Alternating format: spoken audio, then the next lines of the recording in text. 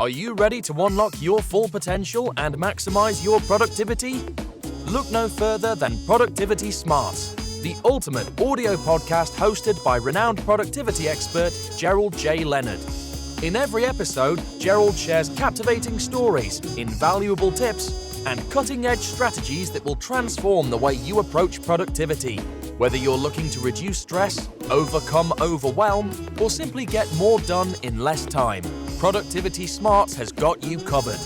But that's not all. You'll also gain inspiration from real-life success stories of individuals who have achieved greatness through productivity. Plus, you'll learn the latest tools, techniques, and habits that will help you achieve a new level of happiness and fulfillment in your personal and professional life. So why wait? Join us every week as we delve into the exciting world of productivity and help you unleash your full potential. Get ready to take your productivity to the next level with Productivity Smarts. As a productivity expert and host of the Productivity Smarts podcast, Gerald J. Leonard has been a proud supporter of Kiva since 2011. Kiva is a non-profit organization that helps entrepreneurs in third-world countries access the capital they need to start or grow their businesses. By making a small loan through Kiva, you can help these entrepreneurs achieve their dreams, support their families, and contribute to their local economies. And with a repayment rate of over 96%, your loan can be relent to another entrepreneur once it's repaid, creating a ripple effect of positive change. So if you're looking for a meaningful way to make a difference in the world, consider making a loan through Kiva. With loans as small as $25, anyone can be a microlender and help change lives. Visit kiva.org to learn more and start lending today. So today I am speaking to Kelly Tallaksen. She is the owner of Hearts in Harmony Hypnosis, where she does transpersonal healing, working with hypnosis and spiritual counseling. Kelly, how are you? Good, Gerald. How are you? I am doing well. Now, Kelly, how did you get started in this field, and what has made you so successful at this point in your life? Well, I was actually a paralegal for 25 years, and I did enjoy it. I loved every minute of the corporate world. But during that time, I was very stressed. Yes. And I realized the stress was actually making me physically ill. And although I was trying so many different things like eating right, drinking more water, exercising, the stress was not only outside of me, it was really coming from inside of me, from not healing those parts of me that felt unworthy. Right. So constantly in that battle to be in that corporate world, to feel worthy of making more money, climbing the ladder, I found myself very stressed over that because I felt like anytime I got that big raise or I got that compliment, I kind of shrunk down like, wait a minute, I don't deserve that, because you come from that family life where you never felt really worthy of the world or worthy of, succeeding in life because, you grew up and your parents weren't successful and you just didn't know what success was. I am trying to be successful. And I said I was making myself sick. I kept getting headaches, sinus infections, and I just kept working really hard toward healing that. But until I realized it was emotional stress. Yes. And then when I started working on the emotional stress, I started to really heal. And then that led me to reading all of these books about childhood trauma and growing up with parents that were emotionally immature and just reading every book I could find on. I became an expert on it. And then by reading these books, it led me to having to learn about the levels of the mind. And then realizing that we have a subconscious mind and that it is outside of our conscious awareness. And that's where all these thoughts pop up and we try to shove them back down. And the emotions are actually trapped in our body. Who knew? So I learned all of this. Yes. And I decided I could help other people because I did such powerful healing learning it. And also when I became a hypnotist, I had one of my colleagues work with me and she really me by taking me into that trance. And when you're in the trance, you're going into the subconscious. Yes. Where those emotions are that you haven't dealt with your whole life. Right. And you start to work healing them. And it's so powerful that I felt the need to really go into this deeper and deeper. And I never stopped learning. I do teach hypnosis as well. I teach the deep level healing work, which we call shadow work, because I am so passionate about it. And it's the passion and the drive in me that made me successful in it. Because if you don't have the passion, you're not going to have the drive, right? Right. Exactly. Exactly. You have to have passion behind it, because that's that energy and emotions that really keep you going.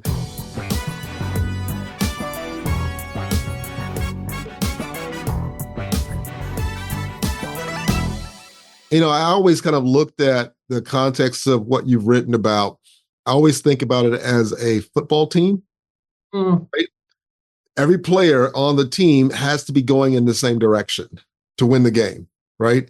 And if you think about any of the Super Bowl teams, they're not only physically going in the same direction, they're mentally and emotionally going in the same direction. Their energy is propelling them.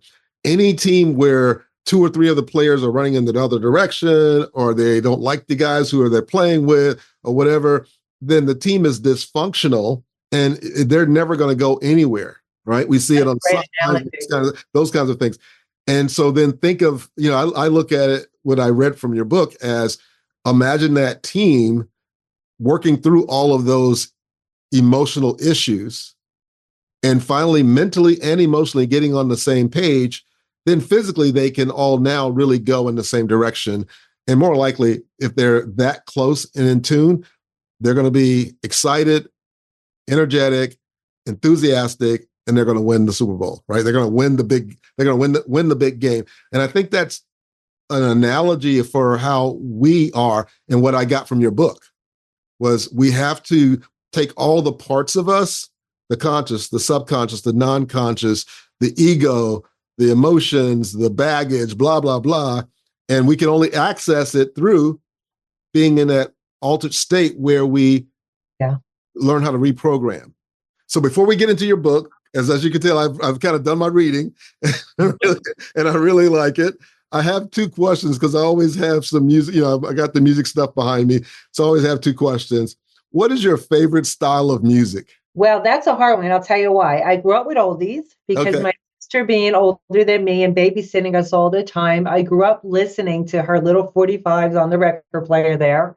And I became very hooked on those. So if you ask me about the 50s and 60s music, I probably know all the songs and all the words. But then as I became that teenager, young adult, I got into the disco because I grew up in the 80s, right? But I also love my rock and roll. Yep. The 70s rock, right? Got into that as well. But what's really interesting is my brother, who passed away a year ago, I was actually going to his house he lives in New Jersey. I was helping his wife out with his medications because he needed it 24/7. So we kind of did turn sleeping and administering the medicine. Right.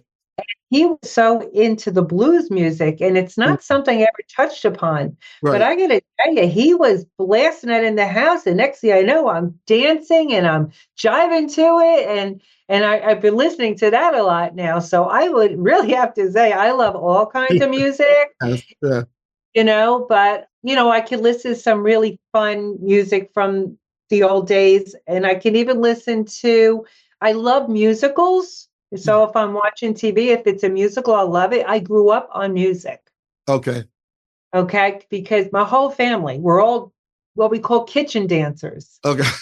So every holiday, as we're in the kitchen getting ready, the music's blasting and we're dancing, So it was a lot of fun.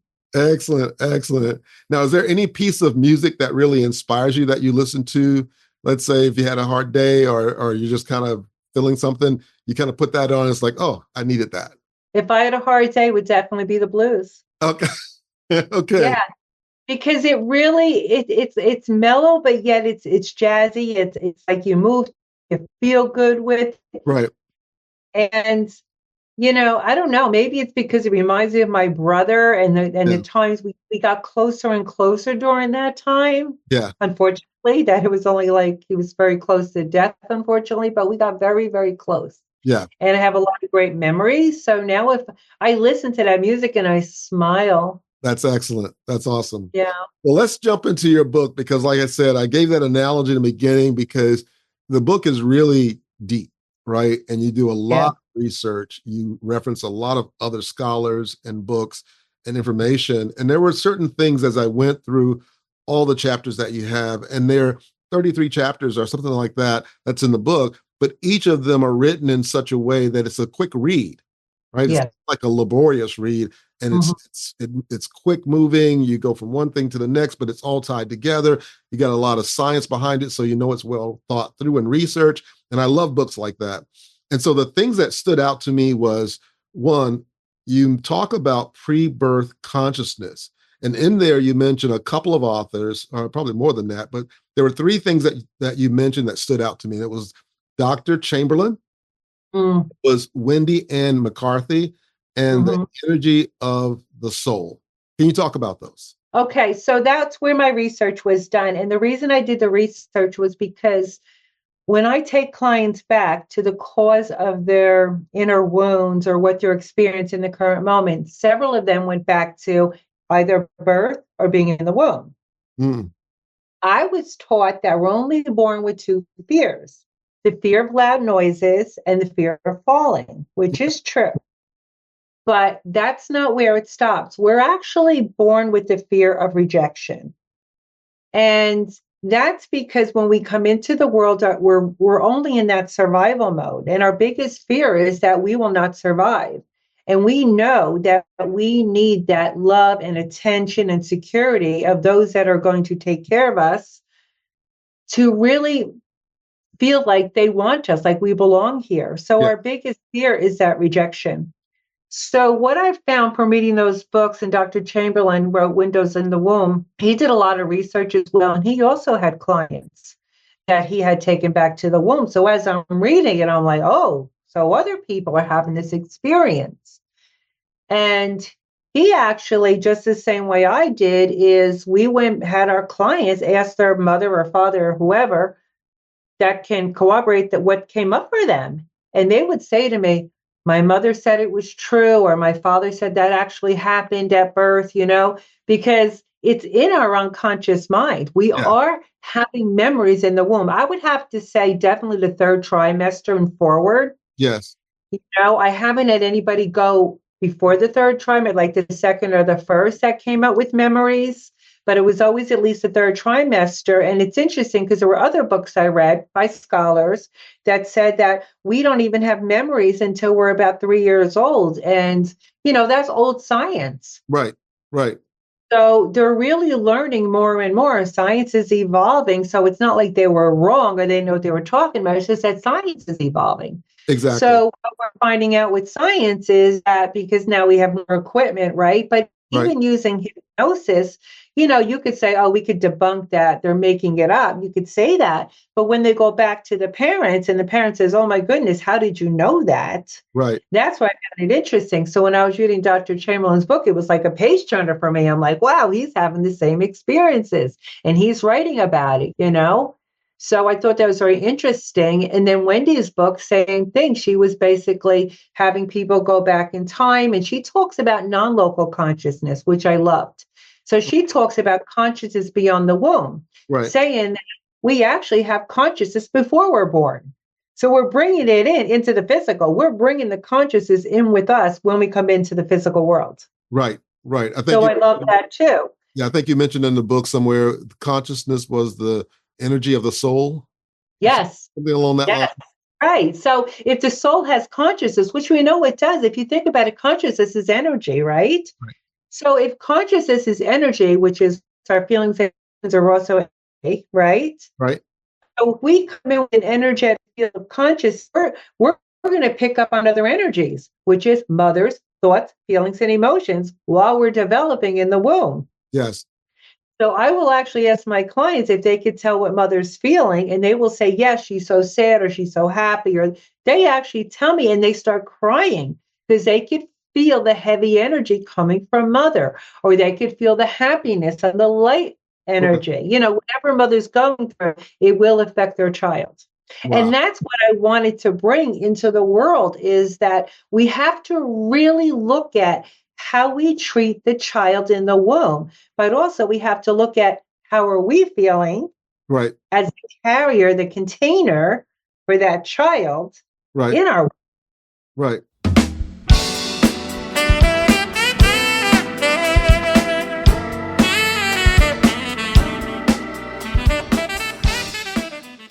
That's amazing. That's amazing. Yeah. You also talk about the battle we fight inside.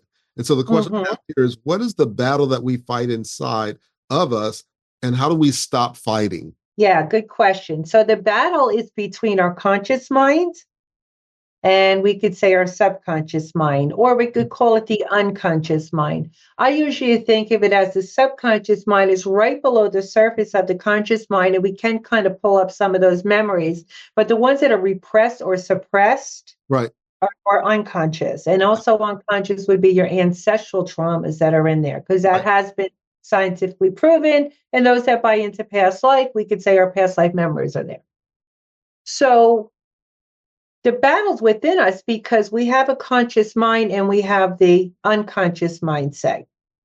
And these two levels of the mind are not really in contact with each other, because with the one mind with the different regions, so the way that we navigate our lives on a daily basis, 10% of the way we operate our lives comes from the thoughts in the conscious mind. Right. 90% or more comes from the unconscious. Yes. But we don't know what's going on in the unconscious. Right.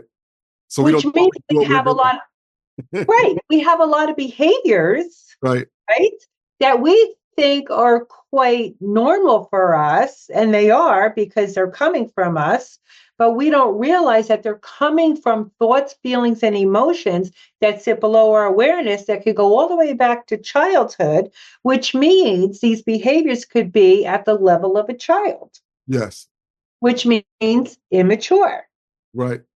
So in my book, I talk about some people are being raised by children. Yes. Because it's children in a grown-up body. Right. So the battle in us is between the different regions of our mind. And the reason we're in battles is because we're in conflict. So our conscious mind might say, oh, I know I'm lovable. I know my mother was, never treated me the way I needed to be treated. My father walked out, or my mother was an alcoholic. Whatever our story is, that's in our unconscious, right? The story we told ourselves as children was, I'm not lovable. Mom, all she does is drink. She doesn't pay attention to me, or she throws fits, or father's never home, or he yells, or he hits, whatever. He's abusive, or, and some things are much more traumatic, but those things get suppressed. Now they're in the unconscious, but they are affecting our behavior 90% of the time. Yeah. So what's our behavior going to be like? We're going to become people pleasers. We're going to be afraid of love. We're not going to feel good enough. We're not using all of our potential. We're afraid to ask for a raise. We're afraid to set boundaries. We're going back to all the things that the child parts within us did as a child to survive. Right. So we're still playing out those survival patterns. So when we do that, we're not in touch with our true self or our true needs or what's important to us or what's valuable to us, because we're too busy trying to survive, because our behavior 90% of the time is coming from the child in survival. Exactly. And that's where I think a lot of the things that people struggle with now, which is the feeling like they're impersonating someone, or they feel unworthy, constantly having to prove themselves or try to do things that are significant. I got to buy myself this or that, or I got to travel this way so people can notice me, because there's that part of them that feel unworthy, or they feel like they're, an imposter. That's it, the imposter syndrome. Imposter syndrome. Mm-hmm. Yeah, and it's really sad, because I always say if we knew who we really are, we would love ourselves. Exactly. We would truly love ourselves, because we're so magnetic, so divine, so beautiful. Our souls are so pure. But unfortunately, when we come to this planet, there are challenges. And those challenges cause us to question our value and worth. And once we question it, the first thing we're going to do is create a false sense of self. Yes. And the reason we do that is because we want to be accepted by society. So if we think there's any part of us that's not worthy of the world, we're going to suppress it. And then we're going to create a false sense of self so that we can be accepted. So now we're not ourselves anymore. Now we're playing this game, all right? We're an imposter at that point, right? Because we can't be our true selves, because we came in as our true selves and it got rejected by the people caring for us, because they were projecting their wounds onto us. Yeah. We didn't realize they were projecting their own inner pain. We thought they were basically telling us we're not worthy. What they were really doing is saying, I don't feel worthy, so I'm going to project that out onto you, because that's coming from the 90% below their awareness. Right. They're not even aware that they're projecting it onto us. Exactly. And then children, what are we going to do? We have to believe it. You're big, I'm small. You know more. I'm new to this. Tell me who I am. Exactly. Okay. And then you hear growing up, you should be ashamed of yourself, or you did that all wrong. You could do better. You never try hard enough, So once you have all of these thoughts in your mind, then the emotions are, oh my goodness, no one could ever love me. I'm unlovable. I'm unworthy. So we bring this into our adulthood. And where's it going to show up? In our significant relationships. Now we're people pleasing. Now we're suppressing our feelings of unlovability and unworthiness. But what are we doing? We're attracting toward us people that actually are on the same vibrational energy. Yes. Because they're matching us. It's like a mirror. It's a match, right? Right. So we're drawn to people and they're drawn to us based on our energetic frequency, which is coming from the soul, which is all the stuff we picked up growing up. Right. So now I'm going to meet somebody unworthy because I feel unworthy, just like my mother and father found each other. Right. And then I'm a product of their unworthiness, right? So then I'm going to go find somebody who's going to treat me like I'm unworthy, right? Because I don't feel worthy, which means if they're going to treat me like that, that means they're in a low vibration because they're not loving themselves to treat somebody else like they're unworthy, right? So how many people in the world, if I said percentage-wise, are actually what we could call in their authenticity? It might be, I don't know, maybe 1% can be authentic because people don't know how to do the deep inner work or they're afraid to. Right, right.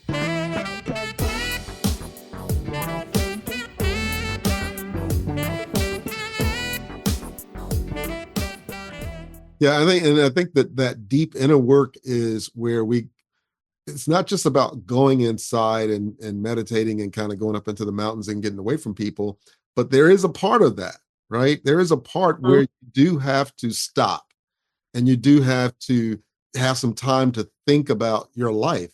It's kind of like the human life is not worth living. I think it's Einstein that said that. And we have to think about our lives from the standpoint of, where am I going? Why is that thought coming up? Where did that thought come from? Is that thought serving me? Is that thought limiting me? And, many times we will go through a difficulty or a challenge that will kind of bring us to our knees, if you will, right? Yeah. One of those things that it's at those times that we then wake up, right? And that actually leads me to my next topic, which is the levels of consciousness, because you do talk about waking up in that chapter when you talk about the conscious level, the subconscious level, the unconscious level, and then the higher conscious level. Can you elaborate? So the conscious mind, like I said, that's where we are right now. We're very aware of our environment. So in our conscious mind, we're aware of the environment. In the subconscious mind are all our memories. The subconscious mind simply acts like a tape recorder. It doesn't know time. It doesn't know if it's true or false. It doesn't know if it happened yesterday or 100 years ago. It just records. Right. But it records everything based on our perception of it. Right. So if I perceive that my father doesn't love me because he's never home to see me, but little do I know, he's working very hard because he's trying to make sure I have a good life. Right. Because he loves me. But I interpret it as he doesn't. So that could sit either in my subconscious mind, but if it's really traumatic and it puts me in survival, I could probably repress it to my unconscious mind where it's completely out of my awareness. Yes. Okay. So we have the conscious mind, right? Like 10%. Then we have the subconscious and the unconscious is about 90%.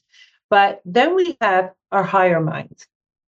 Our higher mind is when we have self-awareness. We could tap into that. If we don't have self-awareness, we can't tap into that because we're too basically stuck in our distracted mind, which is the conscious mind trying to distract from the low-level thoughts trying to surface from the subconscious. Right. So we stay distracted, and then we have a distracted mental mind. So we get trapped in that conscious mental mind. It's also where our ego is. So what our ego does, it keeps us busy so we don't have to think about the pain of the past. Right. The ego is actually our protector.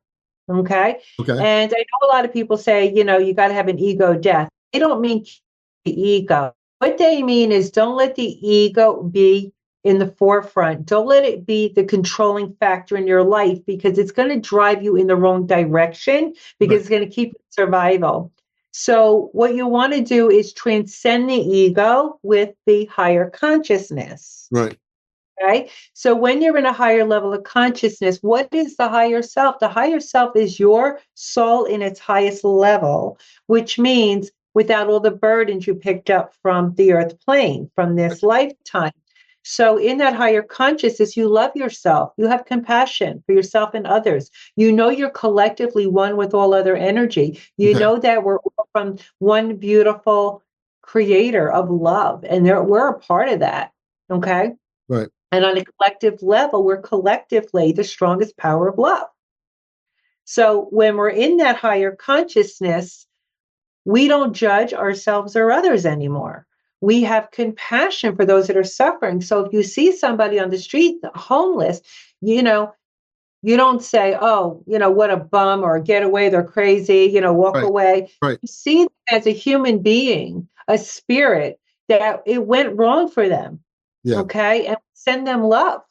Okay. Instead of judgment. So that's coming from your higher consciousness, but we can't reach that level until we've actually cleared out all of the pain we've been carrying from the unconscious, because it's constantly feeding us so much low energy that we can't reach that high level and stay there. We can go there once in a while, but we can't maintain it if we keep getting drawn back to those old memories of pain. Again, only our perception.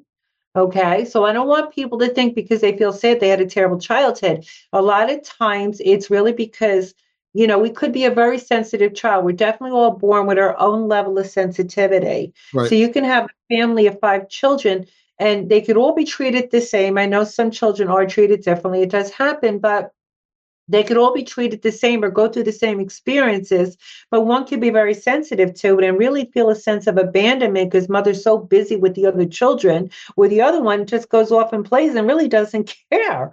Right. So it's just that, it's just who we are as individuals when we come into human form. All right. So a lot of it is about perception and our own internal needs. If our needs weren't met as a child, whatever those needs were, if we didn't feel they were met, whether mother tried, father tried or not, or siblings, whatever it is, if our needs did not get met, we are going to feel a sense of deficiency. Yeah.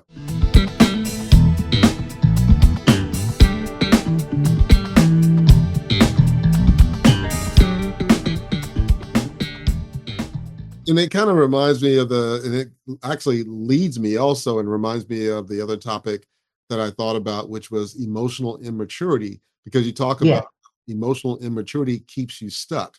And it's kind of what you're explaining, that if you don't deal with that emotional immaturity by going back or going inward and resurfacing those issues that are there, or even discovering that those issues are there. And many times, most of us live our lives in a state where we're not even aware that those issues exist. And it's like it's driving our behavior. We know we're not happy with our behavior. We know we feel like, there's 2 or 3 parts of us taking over at times, and we don't know what's going on. But it's the emotional immaturity part that gets us to the point where we're stuck. Can you elaborate a little bit more? Yeah. So what happens is when you're a child and you go through an emotional crisis and you weren't able to what we call take it to completion, which means to a point where you now feel safe and loved. Right. If you can't get to that part of you remains active in your subconscious or the lower unconscious, but it stays active at the level of maturity that you had when you first had the experience.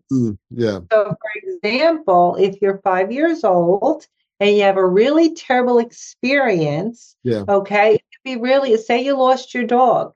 And to you, that was all the love you can get because mother has a career job, father has a career job, you're an only child, and your dog was everything. Right. So that's all loss of love, right? Yes. It anchors. So suppose you couldn't take it to completion where you could really be at peace and just let the dog go and let the dog be at peace and you be at peace with it. If you couldn't let it go, that part of you stays frozen in time. Yes.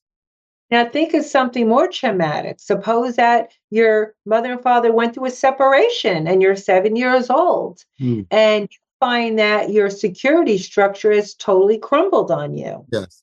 Now you're in survival mode. That 7-year-old you gets frozen. Yeah.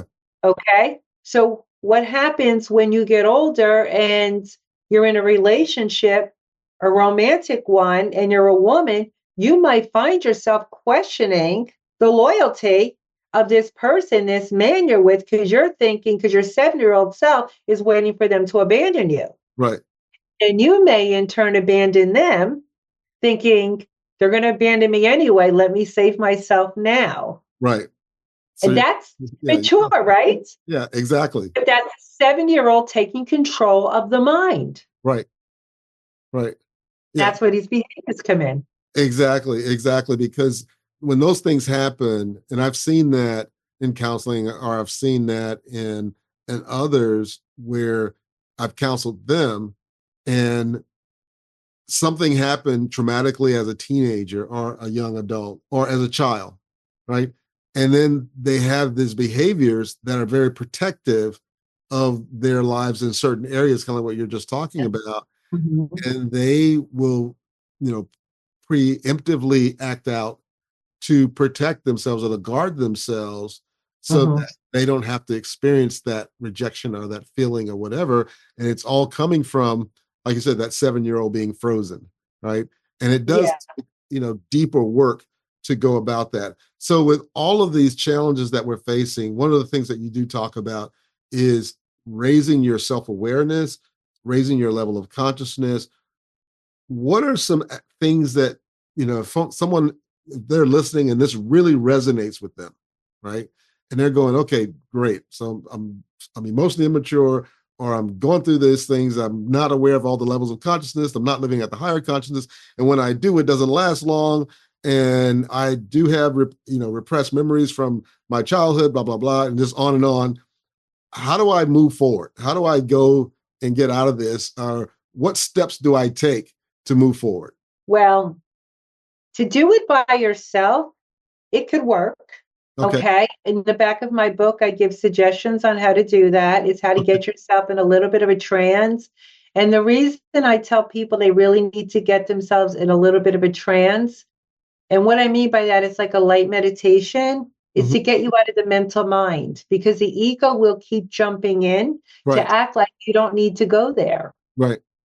That you're okay, right? Because that's the ego. The ego is like the protector, like we don't need to go back there. Right. We just need to, hey, you know what? Go put the TV on. Go watch social media. Get out of this funk, right? That's the ego doing that. But you can't keep doing that, because you're just going to keep finding yourself stuck in these behaviors. You're not going to move forward, and you're not going to live out your full potential. Right. So I suggest they go into a little bit of a trance. And the way they can do that is there's a heart math technique. Heart math, I don't know if you ever heard of heart math, but that's an organized, okay. So heart math, right. They've done studies on the energy of the heart and the brain. So you need heart-brain coherence. Yes. Okay. So you need to get out of the mental mind and into the heart space, because you have to feel it. Right. You got to get out of the mental mind and into the feelings in the body, because that's where the emotions are. They're in your body. Yes. Okay. So when we say the subconscious, it runs from head to toe. It runs through your entire body. It's not in your head. Right. So once you get into that little bit of a trance, I want you to ask yourself, say, bring forward the part of me, okay, that's feeling whatever it is, that's very anger reactive, or that goes into bouts of sadness, or bring forward the part of me that first felt that they were unworthy. And I want you to welcome that part in with so much love, because you've been actually rejecting that part. You threw it into what we call the shadow self. And the reason you did that was because you couldn't present that part of you to the world, right? But it's really a part of you, and every part of you is worthy of love. It's just that you didn't feel it. Right. So that child part of you is still feeling unworthy of love, even though other parts of you feel worthy of love. And that's where that conflict comes in. So in order to raise your vibration, you need to have all parts of you know they're lovable. Yes. So you have to call forward the parts of you that don't feel worthy of love. And now, I know a lot of people say, talk to your inner child, but I say, let your inner child talk to you, because we've been telling the inner child or the child their whole childhood life, how to act, how to feel, Right. Let the child talk now and just say, what do you need to tell me? What have I not recognized in you that I need to recognize? And what you're going to recognize is their innocence, their purity, the love they have inside of them, and how much they just want to be loved. They don't ask for anything else. Mm. And when you give that to them, when you love them unconditionally, and you tell them, I'm sorry for rejecting you. I'm sorry I ignored your feelings. I just didn't know how to process them, but I do now. So tell me how you feel, and I'm going to help you process through it. Right. Then bring in your mind to that inner child's feelings and help them understand the value in them, the spirit in them, the beauty of them, how they came into this world as a gift to the world. Right. And that they have been misguided. It went wrong there's nothing wrong with them. It only went wrong for them. It went wrong for them because it went wrong for the people that influenced them. Right. That was and this is generational trauma. That's all it is. Yes. Yeah. Yeah. I totally agree. And this has been a fascinating conversation, and I can go on because there's so many different, again, chapters that you had. There was so much information that you gave, and I can't say short, but they were compact chapters that have a lot of really good insight and wisdom. And so if you're listening and you really want more of this, you definitely have to get the book, The Voiceless Soul. And Kelly, if someone wants to get to know you, work with you, to learn more about you, where should they go? They can email me at Kelly at heartwisdom.info. Okay. And I will definitely email them back. And I do want to mention that the book is great for healing because it has these exercises at the end. But that book is so powerful. People have been telling me that I actually created a short film that's expected to be released soon. Oh, wow. It's a short animated film based on generational trauma. Yes. And I think it's gonna make a big impact for people to really understand human consciousness. Yes, make sure that we get a link to that, and then we'll add so that as people listen to the podcast, because this is a podcast, and as they listen to it, they'll be able to go and click on that link and watch that as well. This has been an excellent conversation. I know I'll see you in November at the IOTP conference. IAOTP, in December. Yeah, I can't wait. I'm looking forward to it. I look forward to seeing you again, Gerald. Excellent. Well, thank you so much for coming on the Productivity Smarts podcast. And again, what a jewel and what a great book that you've put together, and a lot of wisdom, a lot of insight. And I think it'll help a lot of people. And I was really excited about having you on the show. So thank you, Gerald. I was so happy to be here. I really appreciate the invitation. Thank you. You have a great one. If you're enjoying the content and finding it valuable, we would appreciate it if you could take a moment and leave us a review. Your feedback is important to us and helps us reach a wider audience. If you leave us a 5-star review, it would mean the world to us. Not only does it help us improve the podcast, but it also helps us attract more sponsors and grow our community. Thank you again for your support and for listening to the Productivity Smarts podcast. Thank you for tuning in to Productivity Smarts, where we help you achieve your goals and live your best life. We hope you've gained valuable insights and actionable strategies to boost your productivity and increase your happiness and fulfillment. Remember to apply what you've learned and keep striving towards your goals. And if you haven't already, be sure to subscribe to our podcast for more inspiring episodes and expert advice from our host, Gerald J. Leonard. Until next time, keep pushing forward and unleashing your productivity smarts.